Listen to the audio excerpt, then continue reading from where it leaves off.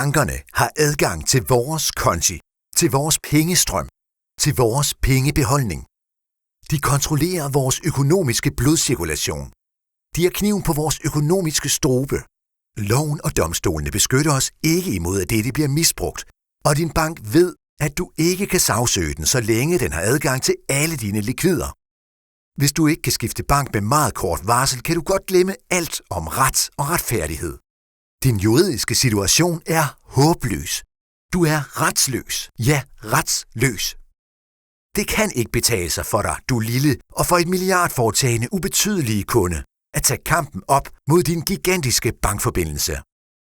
Hvis du er privatkunde, kan banken påføre dig vilkårligt store skader, såfremt du sagsøger den. Som erhvervskunde, som selvstændig, er din juridiske situation endnu mere desperat. Håndværkere, vognmænd, restauratører, læger, tandlæger, kioskejere, bagere, frisører osv. kan få ødelagt deres virksomhed, deres eksistensgrundlag, ja hele deres tilværelse, hvis de ikke følger deres bankforbindelses lovlige eller ulovlige instrukser. Jeg gentager ulovlige instrukser.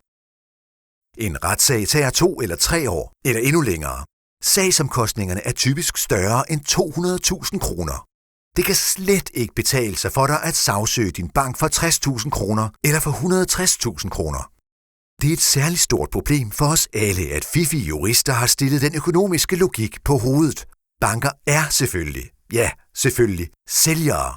De varetager deres egne, ikke kundernes, interesser, men har en rådgivers gigantiske processuelle privilegier. Du taber retssagen, hvis du ikke kan bevise, at din banks rådgivning har været dårlig. Oven i din strukturelle retsløshed kommer, at du, ligesom alle andre bankkunder, ikke kender den eneste relevante pris i dit helkundeforhold. OOP, de årlige omkostninger i procent, af din og bankens nettomellemværende. Du kan umuligt sammenligne bankernes priser.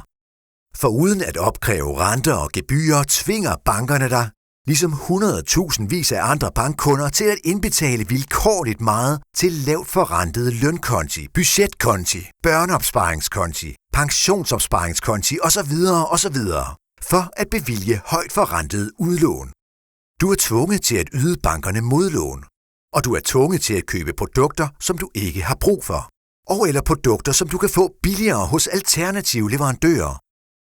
Bankernes Landsforening kræver fuld retssikkerhed og fuld markedsgennemsigtighed.